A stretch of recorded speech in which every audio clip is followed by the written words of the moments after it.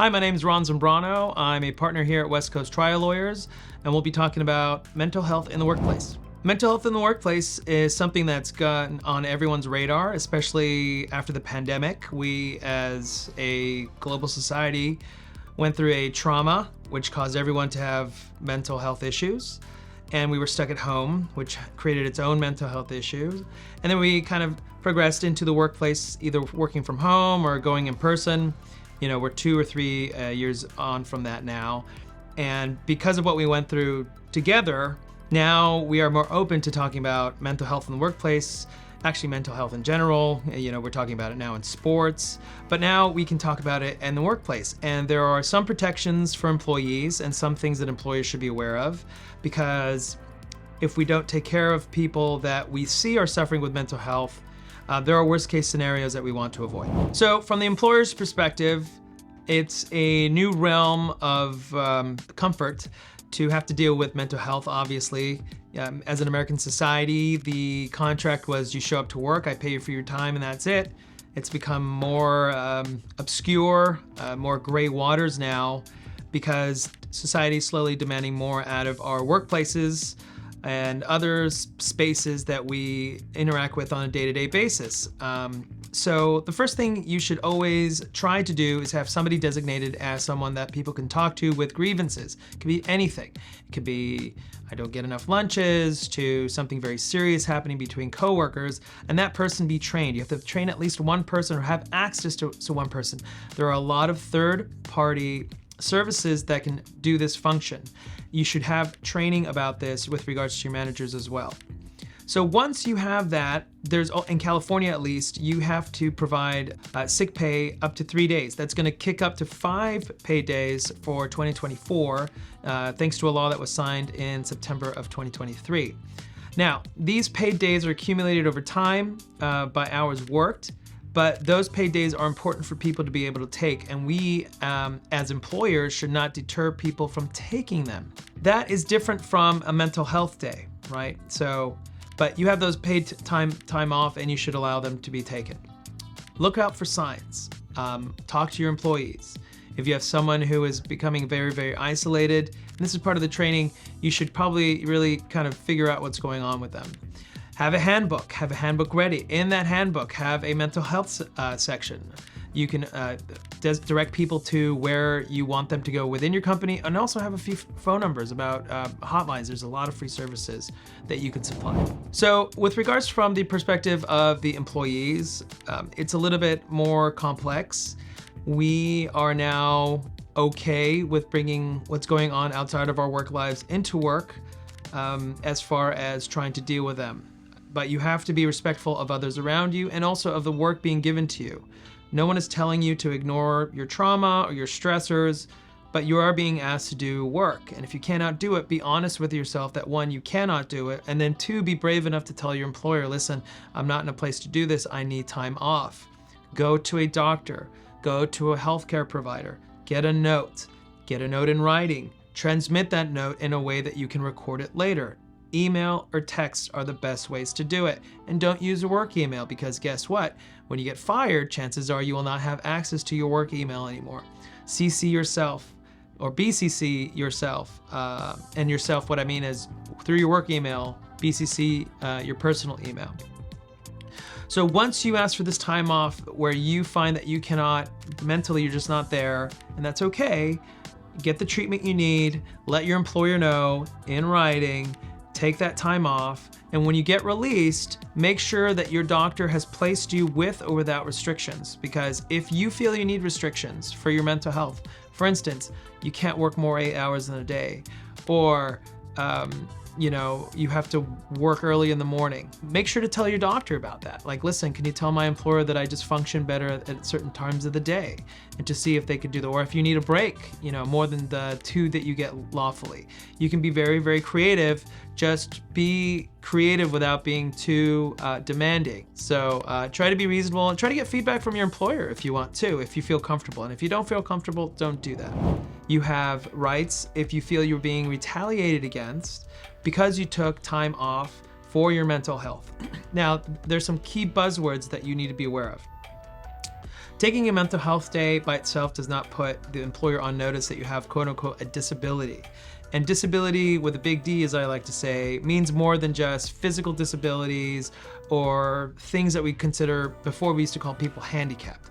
A disability can be depression, it could be anxiety, it can be suffering from PTSD. I've learned recently there's something called complex PTSD, things that affect your memory, things that affect your recollection. Putting your employer on notice just because you went on a leave don't really go hand in hand.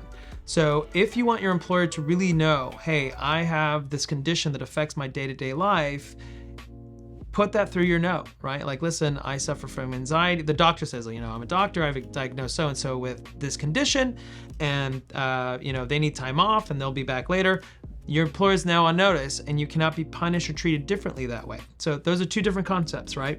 One, if you take a medical leave for depression, anxiety, or any other disability or mental health related issue, it's possible that is a violation of the law, right? The reaction to the leave. But the second thing is, let's suppose it's not a reaction to the leave, but your employer or your manager or your supervisor find out about it, and they just start treating you differently, right? And it can come from a place of like trying to be nice to you. But if you're being treated differently, excluded from meetings, not given projects that can lead and be steps where you were getting them before, right? Projects and meetings that would allow you to be included. All of a sudden you're being excluded or giving less work in an attempt to make your life easier. That in itself can be an adverse treatment based on the knowledge that you have this mental health condition. And that is not okay, right? As an employee, you should be able to go, listen, my doctor says I can work fine, don't treat me differently. You are not allowed to treat me differently. I didn't ask you to treat me differently. And it's just the same thing with depression and anxiety. So, and PTSD and other health conditions that medical professionals would know. So be aware of that, right? Like you come back, all of a sudden you share this information, which in itself is a very scary thing. Like any other condition or something going on at work, you don't want to be treated differently by this quote unquote new thing that your employer will learn about. But if you are treated differently in a way that you believe is adverse to your work, then that is possibly also a adverse employment action that is, you would call civil attorney, and we could do something about that. So there's gonna be times where you just don't feel like going to work, you're not in the right place, whether or not your employer knows, about a mental health condition of yours or not, but you just need to take time off, a personal day.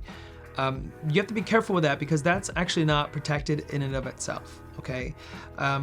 If you find yourself needing days from time to time for personal days because you really do suffer from depression or you really do suffer from anxiety, you can apply and should be eligible for, if you've worked long enough, for what's called intermittent leave. And that's basically a doctor saying, listen, this person has this condition and from time to time they're gonna need time off, not in a bulk, not in one bulk, but intermittently from time to time, maybe once a week or once a month. And that is those intermittent requests for time off can be approved as a protective leave, but going in the future.